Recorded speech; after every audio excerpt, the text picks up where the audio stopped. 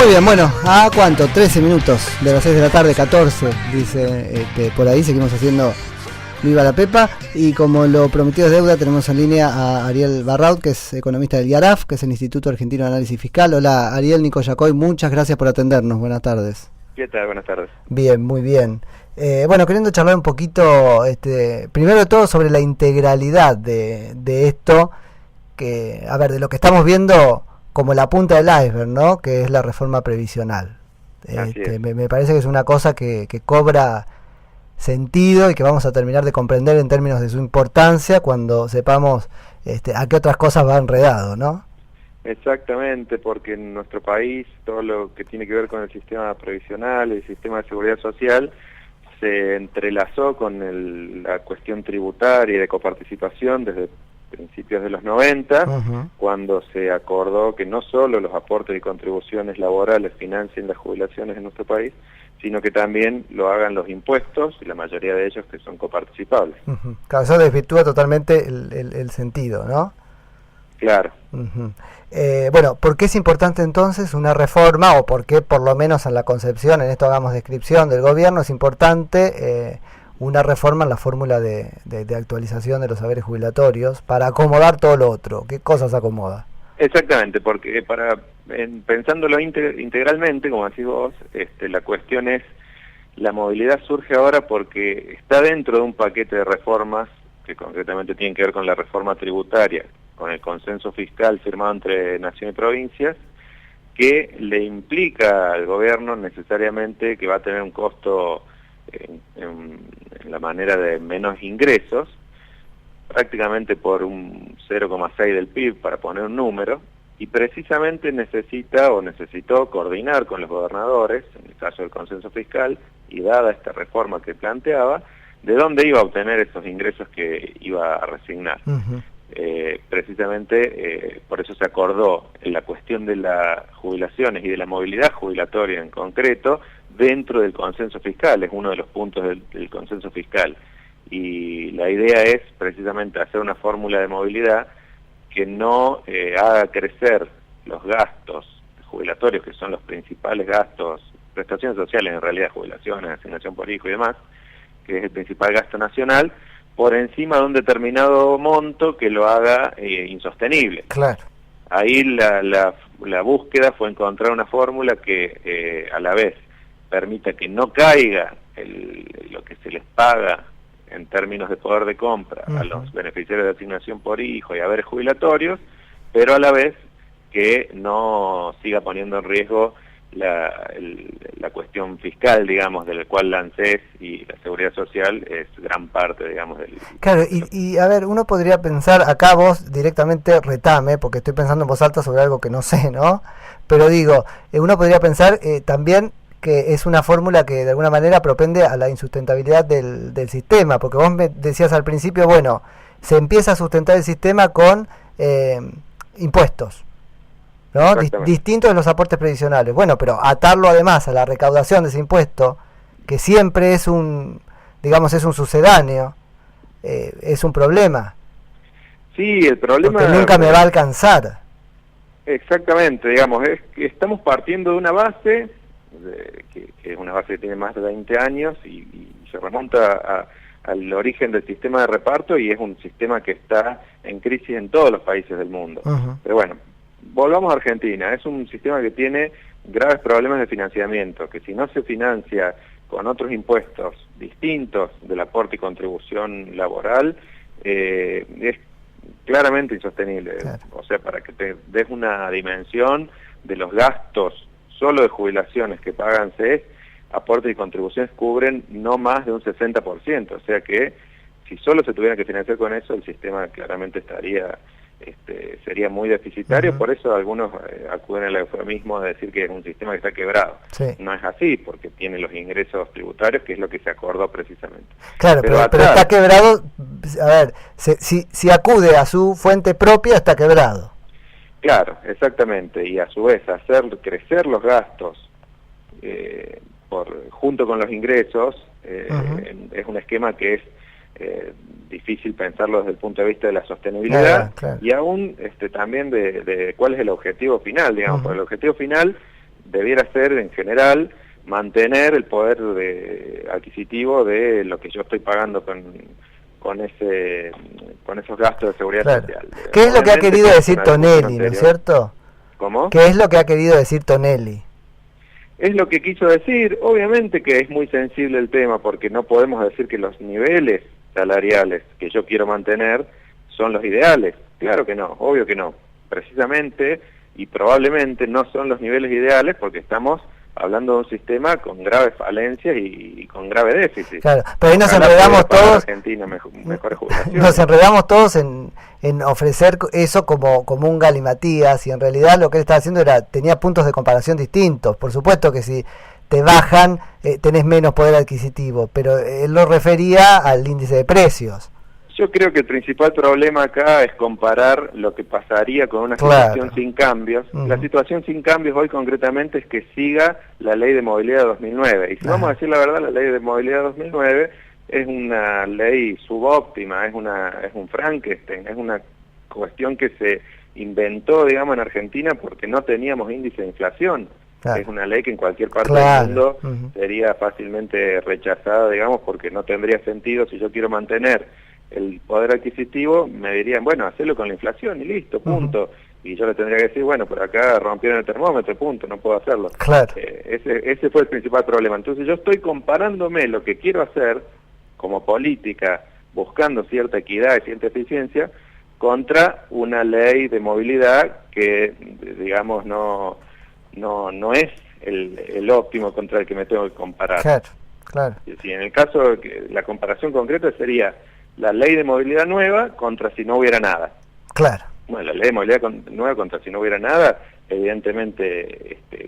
es una buena ley de movilidad. Sí, a su vez digo, que no hubiera nada no es tampoco una situación fuera de lo común, es lo que pasaba en Argentina antes de la ley de movilidad actual, donde el gobierno anterior decía, bueno, no hay nada, no hay movilidad para las jubilaciones, y caían fuertemente en términos reales en años donde había inflación que tampoco se la reconocía, ¿no? Claro. Ahora, en Tren yo te comparto cosas que uno escucha, ¿no? Y que por ahí repite a boca de ganso, a ver qué podés contarme vos con lo que sabés, ¿no?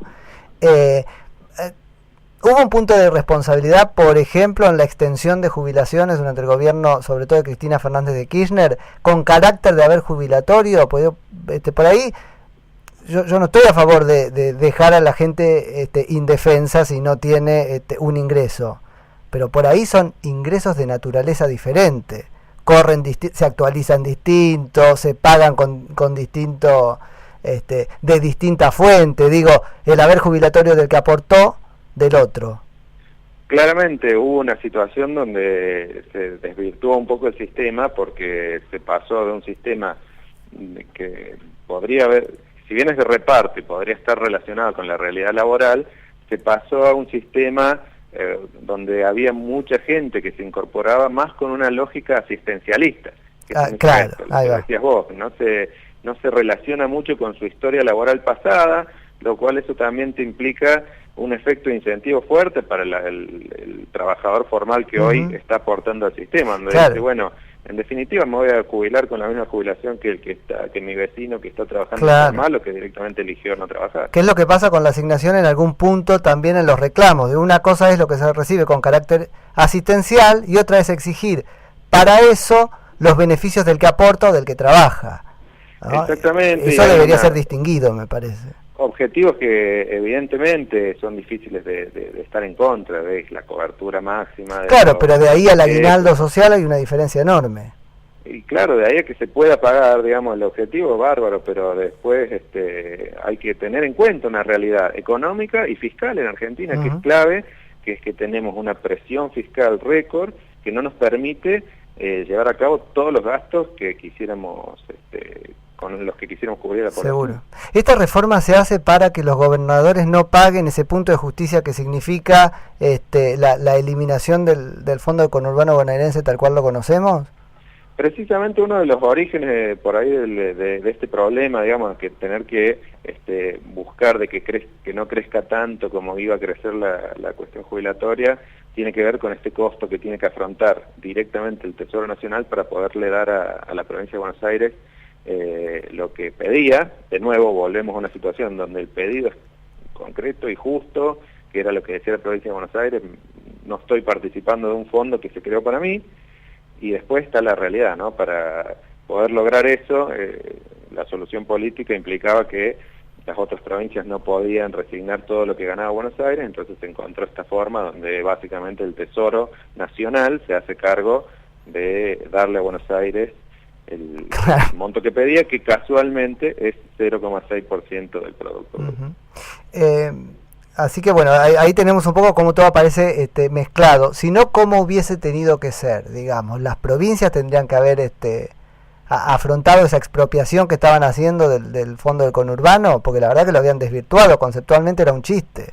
Y claro, las provincias, vamos a decir una palabra, se estaban beneficiando del fondo del conurbano. Se estaban beneficiando del hecho de que el fondo del conurbano estaba fijado en un monto en pesos, que se había olvidado que podía volver la inflación en Argentina después de los 90. Volvió la inflación, fue cada vez más alta y se comió el fondo del conurbano. Eran 650 millones de pesos que recibía Buenos Aires de un fondo que era de 65 mil millones de pesos que recibían las otras provincias. Entonces Buenos Aires, en vez de participar con su 20 o 20 y pico por ciento, le tocaba un 1% de ese fondo. Entonces es claro y justo el reclamo de Buenos Aires, pero obviamente para cumplirlo las provincias no estaban dispuestas a resignar tantos fondos, y por eso se logró este acuerdo. Ariel, sé que estás apurado, pero te pido que nos ilumines sobre otra cosa, y es la perspectiva de que la cosa vuelva a el año 92, digamos, porque en un punto en las negociaciones se corría, y eso no fue muy contado, a los gobernadores con eso. Si no se llega a un acuerdo, y este es uno de los acuerdos posibles, automáticamente se vuelve ¿a dónde? Y el pacto fiscal del 93, concretamente, decir que es el que se fue prorrogando y con el que el gobierno no presentó la prórroga ahora con la ley, el proyecto de presupuesto 2018, decía que las provincias tenían que ir eliminando el impuesto a los ingresos brutos sobre varias actividades, concretamente las actividades primarias, las industriales, algunas actividades de lo que es electricidad, algunos servicios, eliminando directamente ingresos brutos. Tengamos en cuenta que sí, el acuerdo lo amortigua, digamos, de 5 años, qué sé yo, claro, o sea, lo otro es mucho más gradual, no es inmediato, y a su vez tengamos en cuenta el punto de partida de hoy de las provincias, donde al irse suspendiendo permanentemente este pacto, lo que han ido haciendo en los últimos 6, 7 años es subas importantísimas en ingresos brutos en estos rubros, y que le generan actualmente a muchas provincias alrededor del 70-80% de la recaudación de recursos propios. Claro. Así que pongámoslo en términos de amenaza para verlo más claro, ¿no? Pero la amenaza para los gobernadores que parecieron corcovear en el apoyo al gobierno en la votación de ayer, es volver a ese esquema, más la posibilidad de que la Corte haga camino al reclamo de María Eugenia Vidal respecto del fondo del conurbano. La verdad que es un combo explosivo. Y era un combo donde iban a perder muchísimos ingresos que hoy están teniendo. No sabemos si no van a perderlo, porque si esto no sale, no sé con qué está jugando el gobierno. Por ahí amenaza porque... Ojo que el gobierno nacional también, ese pacto fiscal del 93 tenía una parte que era que la tasa del IVA no podía ser del 21, sino que tenía que ser del 18. Entonces, sí, ¿no salimos ganando los ciudadanos si pasa eso? Yo pensaba... sí, como ciudadanos, en términos de presión impositiva, sería mucho menor, sería mucho más parecida a la de otros años, en donde, digamos, el país funcionaba también, digamos, no es que por tener una presión impositiva baja el país no funcionaba, pero bueno, lo concreto es que para poder bajar la presión impositiva también es necesario bajar el gasto, y ahí tenemos la otra pata de las reformas que se está presentando, por ahí no se habla mucho ahora, pero capaz que se hable un poco más dentro de unos días, que es la responsabilidad fiscal. Bien. Y lo último, ¿había otro lugar o correspondía por justicia sacar de otro lado el dinero que hace falta? Digo, porque uno también piensa, bueno, la política se apresuró, se juntó y dijo, lo vamos a sacar de la plata de los jubilados. ¿Eso es tan así o es técnicamente correcto? No, porque en realidad...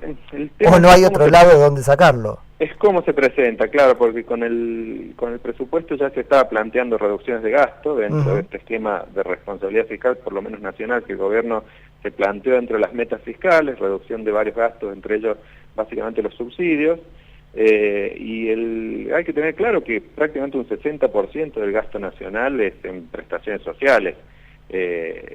Todo lo que pueda hacer en este rubro no que lo haga caer, porque eso es los ajustes, digamos, a lo que históricamente se llamó ajuste, sino que crezca como mínimo en línea con la inflación. En esta propuesta era un poquito más que la inflación, eso sería lo lógico, pero bueno, evidentemente no es aceptado. La gente o parte de la sociedad pretende que el gobierno haga el ajuste, baje los impuestos y también baje el gasto, pero después... Pero no el gasto que lo toca, con lo cual claro, es un drama. Yo me preguntaba, ¿esto es la discusión, que en todo caso es legítima, sobre dónde ahorrar, o es la definición de la sociedad que no quiere ahorrar en nada? Exactamente, sí, evidentemente que habría otros gastos posiblemente que se podría haber reducido, todos tocarían algo, porque si yo no bajo tanto, si bajo más los subsidios, voy a tener que subir más las tarifas, y ahí vamos a tener probablemente quejas por ese lado. La otra posibilidad hubiera sido disminuir el ritmo de la obra pública, obviamente olvidándonos de toda esta cuestión que siempre se habla de bajar la corrupción y demás, pero son números que en porcentaje, como te digo, estamos hablando de racionalizar el gasto en uno de los rubros que representa más del 60% del total del gasto del gobierno. Cualquier otro gasto que yo toque va a ser evidentemente mucho menor, pero no hay que perder del foco de que por lo menos en la propuesta anterior, y calculo que en las próximas que trate de presentar el gobierno para ver si logra ir a un esquema de mayor responsabilidad fiscal, va a tener en cuenta que no aumente tanto el gasto, que no es lo mismo que baje. ¿Un bono, que es de lo que se habla ahora, desvirtúa mucho los números finales, o es plata que sale del presupuesto de este año? ¿Cómo es? No, es una alternativa posible para que termine siendo evidente que lo que se busca no es que nadie pierda dinero, sino que lo que se busca es buscar una alternativa más gradual, más en línea con ir achicando el tamaño del Estado, que fue evidente que en los últimos años ha oprimido a la economía argentina. Ariel, seguiría charlando un rato, pero sé que tenés cosas que hacer. Cumplo con soltarte como acordamos, y seguimos seguramente en algún día de estos. Muchas gracias, un gusto. Un abrazo grande. Era Ariel Barraud, que es economista del IARAF, que es el Instituto Argentino de Análisis Fiscal. Radio Concepto, Ciudad de Buenos Aires, FM 95.5, periodismo en FM.